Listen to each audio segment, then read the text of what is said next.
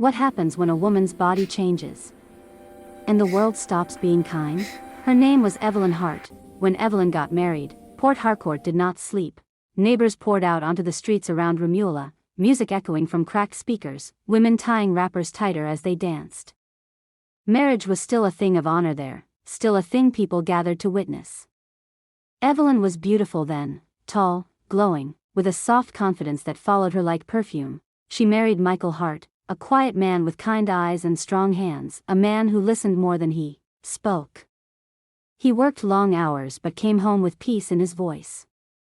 To Evelyn, he felt safe. The elders prayed, the women advised, the men congratulated, everyone said, "She has entered her home well."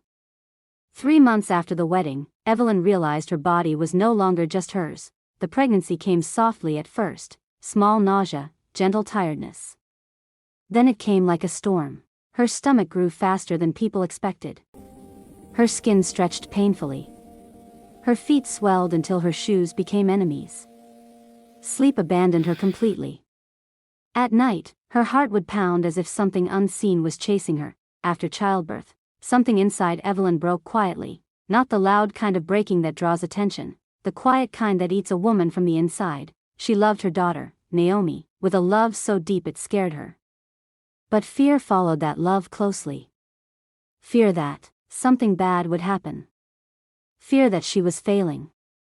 Fear she could not explain. The doctor said postpartum PTSD. Evelyn only knew she felt trapped inside her own body. The mirror no longer reflected who she was. Her body felt like land after a war, scarred, altered, unfamiliar. In Port Harcourt, people talk. They don't always mean harm. But harm still happens. At church, women looked at her stomach before looking at her face. "Evelyn, childbirth has really dealt with you. Is this how pregnancy left you? You need to try harder.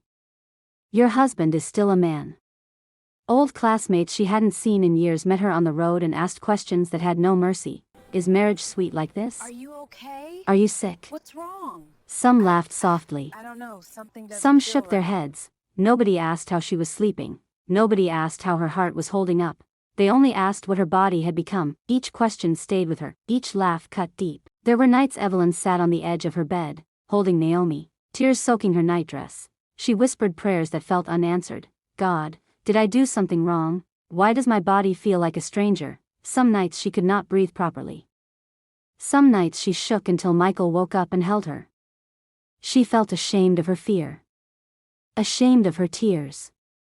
Ashamed that motherhood did not look the way people said it should. African women were supposed to be strong, enduring, silent. Evelyn felt weak, but Michael never left her side. When Evelyn refused to attend gatherings, he stayed home. When she said, "I don't feel like a woman anymore," Michael placed his forehead against hers and said, "You are the strongest woman I know.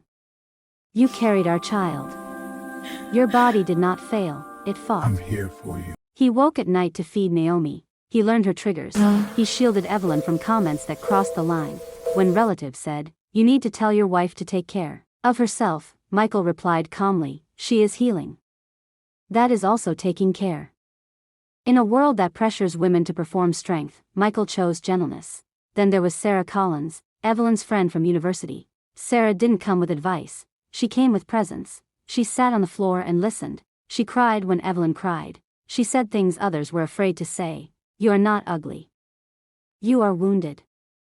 And wounds deserve time." When Evelyn avoided mirrors, Sarah reminded her that survival leaves marks. When Evelyn wanted to disappear, Sarah refused to let her. Healing did not come like a miracle. It came like dawn, slow and uncertain. Therapy taught Evelyn how to name her fear. How to breathe again. How to forgive her body. She began walking outside again. Slowly, she began dressing for herself, not for approval. She began speaking, first to Sarah, then to other women, and she discovered she was not alone. Other women carried the same shame in silence. One afternoon, standing by the window of their Port Harcourt home, Evelyn watched Michael play with Naomi. Her heart settled. She realized something painful and freeing. The people who mocked her would never carry her pain, but the people who loved her carried her through it. When someone later asked, with careless curiosity, "Why haven't you returned to your old body?" Evelyn answered softly but firmly, "This body brought me back alive."